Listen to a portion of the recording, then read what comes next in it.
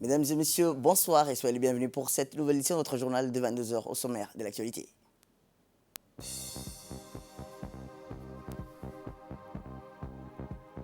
À la une dans l'actualité nationale, visite d'inspection du général de corps d'armée Zakaria Cheikh Ibrahim à l'école militaire, président Gouled.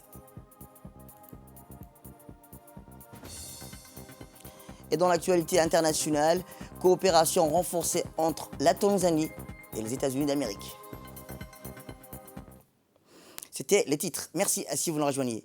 Eh bien, le chef d'état-major général des armées, le général de corps d'armée Zakaria Cheikh Ibrahim, a effectué une visite d'inspection inopinée aujourd'hui à l'école militaire président Gouled.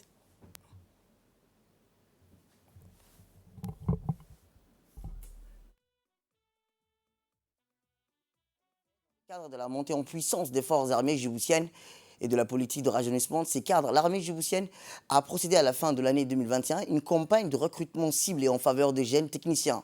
Les profils recherchés pour ces recrutements étaient des pilotes, des contrôleurs de la circulation aérienne pour l'armée de l'air, des électrotechniciens, des électromécaniciens et des spécialistes de la mécanique générale pour la marine nationale. Les diplômés visés sont les bacheliers à la série scientifique et des détenteurs de licence. Suite à la réception des nouveaux navires de la marine nationale et d'un nouveau avion transport de troupes pour l'armée de l'air, il s'avérait nécessaire de procéder à un recrutement ciblé. Après le dépôt des dossiers des candidatures, une commission mixte a été créée par le commandement militaire pour sélectionner les meilleurs profils. Ainsi, il a fallu engager le dur métier des soldats qui nécessite courage, rigueur, discipline et un dépassement de soi.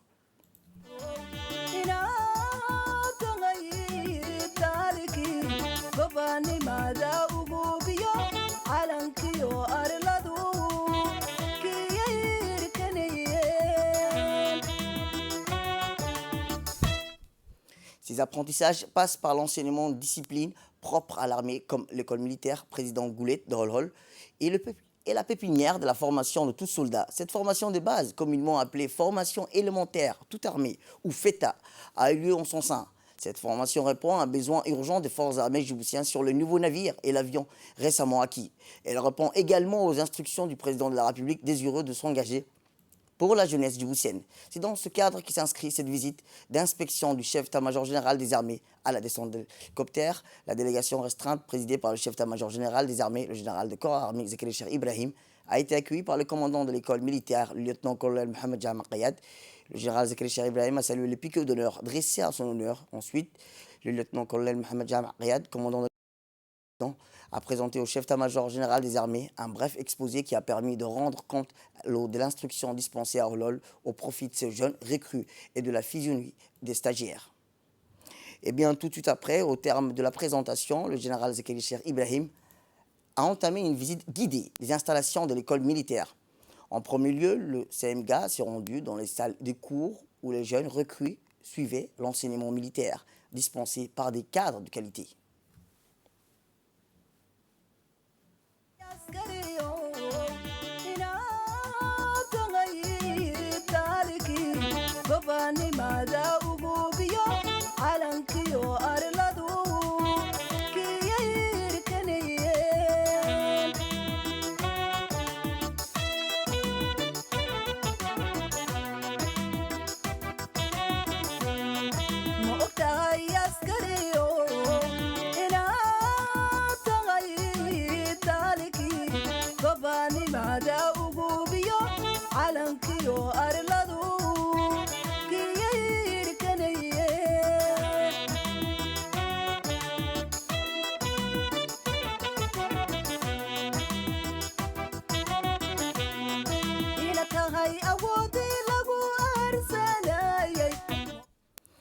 Notons que ces jeunes recrues sont installés à Holhol depuis 2 semaines. Cette formation appelée formation élémentaire, toute armée, est la formation militaire de base, indispensable à tout jeune soldat. Elle permet d'instruire des jeunes soldats prêts à être déployés sur des missions opérationnelles. Au terme de leur formation, le chef d'état-major général des armées, le général de corps d'armée Zakaria Cheikh Ibrahim, a tenu à s'adresser aux jeunes recrues pour leur remercier d'avoir fait le choix de servir leur pays sous le drapeau en uniforme. Choisir de défendre son pays contre tout ennemi, aussi bien qu'à l'intérieur qu'à l'extérieur, est un défi au quotidien qui nécessite courage, bravoure, abnégation et sacrifice. Mais c'est avant tout un métier noble et respecté, telles furent les belles paroles du CMGA imprégnées de ce sens et d'éthique.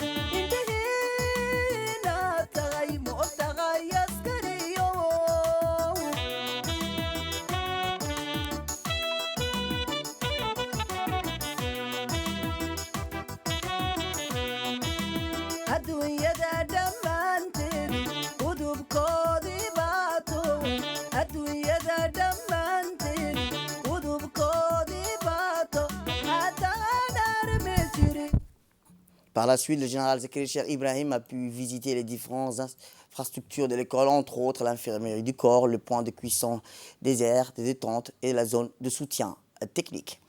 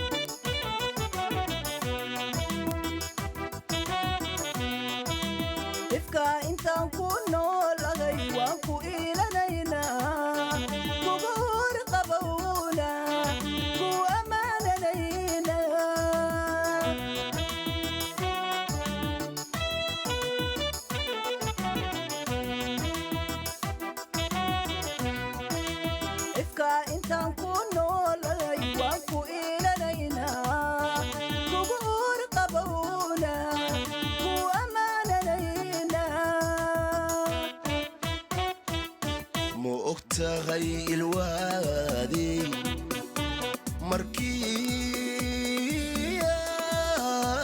عسكري قلا عرليقي نولينا غي إبقو قدارتون وقذا حساري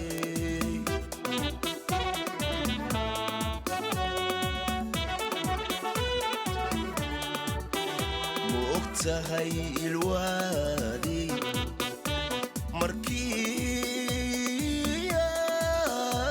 عسكري قلا عرليقي نولينا غي يبقو قدارتون وقذا حساري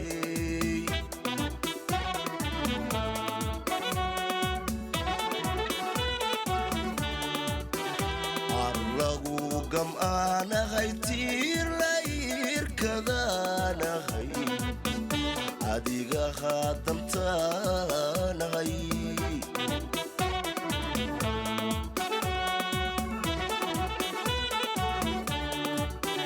عرلقو قم أنا غيتير لاير كذا أنا غي عديقة خاتمت أنا غي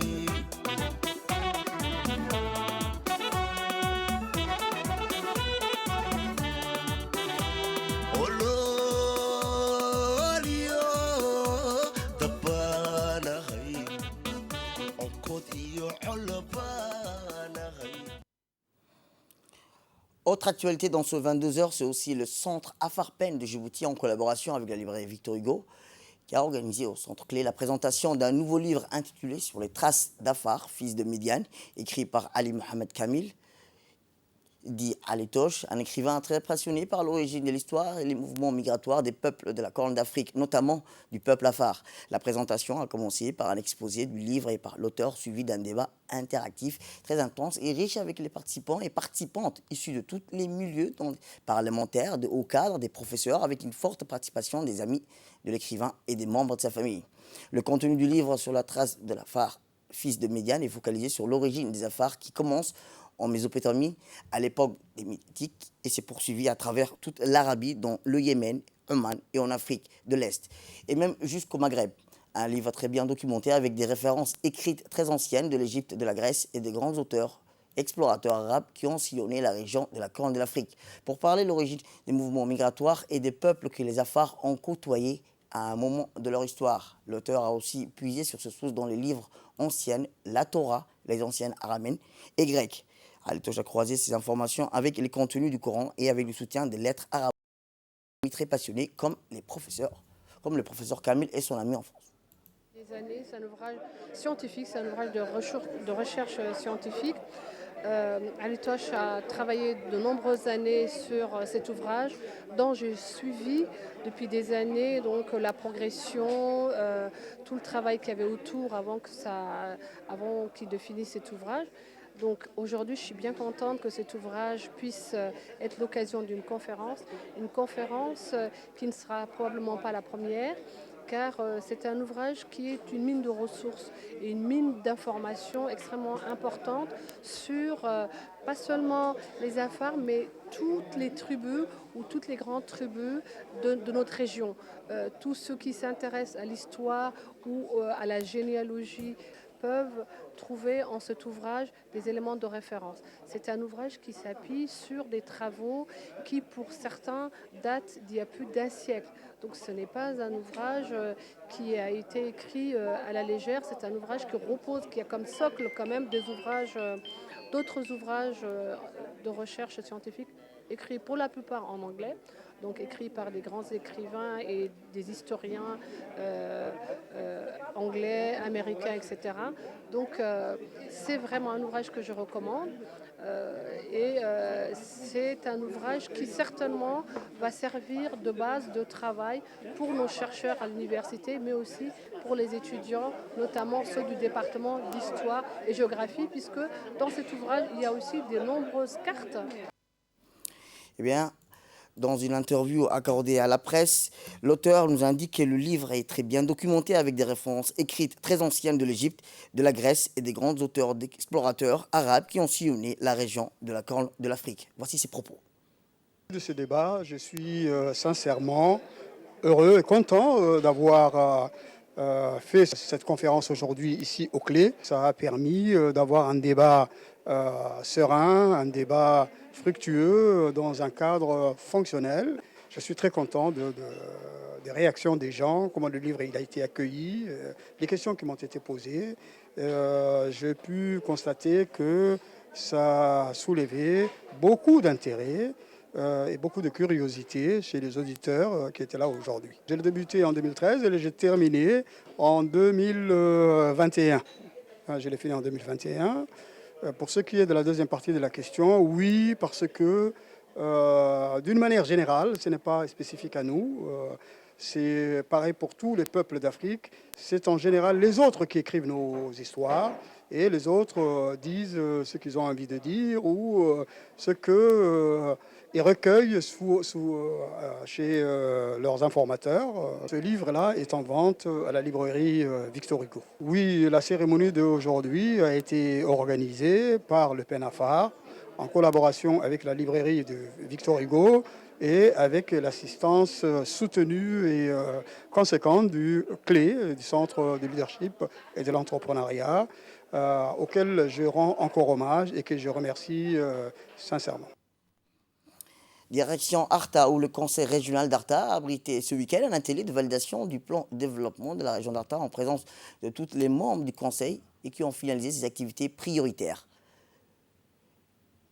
Eh bien, c'est dans le cadre du projet PDR 2021-2024 financé par l'Union européenne et en Djibouti. Il s'agit là des actions inscrites dans le cadre du plan d'action à Jean d'Arta, outre des élus locaux. Cet atelier de validation animé par l'exécutif du conseil régional a vu la participation de la société civile, des responsables des services déconcentrés de la région ainsi que des consultants Expertise France. L'atelier a débuté par un mot d'ouverture du président du conseil régional d'Arta. Ensuite, les consultants nationaux chargés d'appuyer les conseils régionaux dans la mise en place du programme PDR a fait une présentation de la méthodologie du projet. À l'étude des travaux, des discussions et des suggestions qui ont été poursuivis pour la mise en œuvre du plan de développement régional pour la région d'Arta durant les 5 années à venir.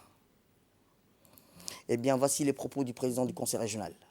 Le plan de développement régional est un véritable guide de planification, un outil de travail qui va orienter dans les processus de développement socio-économique de la région d'Arta. Le plan de développement régional sera distribué à tous les partenaires au développement internationaux et nationaux. Le conseil régional d'Arta travaille sur la bande de passage d'exercice du pouvoir fondé sur le renforcement de participation des citoyens à la prise de décision de la région d'Arta. Je tiens à préciser au cours de l'année 2022, 8 projets socio-économiques seront financés par les investisseurs programme de l'Union européenne à travers le service Expertise France qui nous accompagne dans le processus de développement régional. Sport à présent, où la Fédération djiboutienne de taekwondo a organisé une cérémonie de passage de grade au profit de ces jeunes filles et garçons adhérents à ces disciplines. La cérémonie s'est déroulée dans la salle polyvalente du stade Al-Hadj Sekou Tapidon en présence de la présidente de la Fédération, Mme Ferdous Moussa Ege, et du comité directeur, des parents, des jeunes lauréats et des invités sud-coréens dans ces disciplines sportives et originaires. Notons au passage que le taekwondo se distingue des surtout autres arts martiaux dans sa forme, par le degré de spécialisation et de ses pratiquants en technique de coup de pied. Cette discipline a été incluse au programme des Jeux Olympiques d'été 2000 avec le concours du secrétariat d'État chargé des sports et de la Comité national olympique sportif djiboutienne, dont sa présidente Aïcha Ali est vice-présidente de la Fédération internationale de taekwondo. La pratique de cette discipline sportive a connu un nouvel essor et attire de plus en plus de jeunes recrues.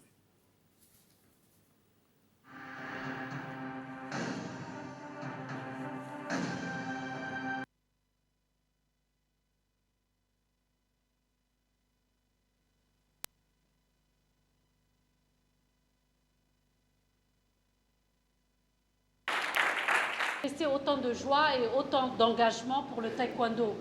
J'espère que bientôt, pour le futur, on aura des champions et que vous allez surtout continuer, parce que je vois des tout jeunes, des jeunes filles et des petits garçons, j'espère que vous allez continuer de pratiquer le taekwondo jusqu'à l'âge pubère et adulte, jusqu'à ce que vous arriviez en cadet, junior et senior. Parce que c'est à partir de cet âge qu'on commence à construire des futurs champions. Donc, restez dans vos clubs, continuez de vous entraîner et j'espère que bientôt vous porterez les couleurs nationales. Voilà, donc je suis toujours très heureuse d'être parmi vous et c'est toujours un plaisir de vous regarder et de pouvoir vous encourager à venir dans les clubs et surtout à continuer de vous entraîner. Et dans l'actualité internationale, je vous le dis dans l'Afrique du Sud, les terribles inondations qui ont frappé l'Afrique du Sud depuis 5 jours ont fait près de 400 morts et plus de 41 000 sinistrés. Selon un nouveau bilan, les recherches macabres de ces encore portés disparus se poursuivent. La plupart des victimes ont été enregistrées dans la région de Durban, ville portuaire, ouverte sur l'océan Indien et épicentre des fortes pluies qui ont commencé le week-end dernier. Un total de 40 000 personnes ont été touchées. Malheureusement, le nombre de décès continue d'augmenter. Le dernier bilan enregistré faisait état de 395 morts, a déclaré dans un communiqué le département de la coopération des affaires traditionnelles de la province. On reste toujours en Afrique où la Tanzanie et les États-Unis ont choisi de renforcer leur coopération économique. La présidente Samia Suluhu a été reçue vendredi à Washington par la vice-présidente américaine Kamala Harris. Parmi les domaines évoqués, le secteur privé, le transport aérien et la lutte contre le Covid-19. La présidente tanzanienne Samia Suluhu est en tournée aux États-Unis pour promouvoir un documentaire intitulé The Royal Tour qui met en avant les attractions touristiques de son pays dans l'espoir de relancer le tourisme fortement touché par la pandémie. C'est la fin de cette édition. Merci à vous de nous avoir suivis. Restez avec nous pour la suite de nos programmes télévisés.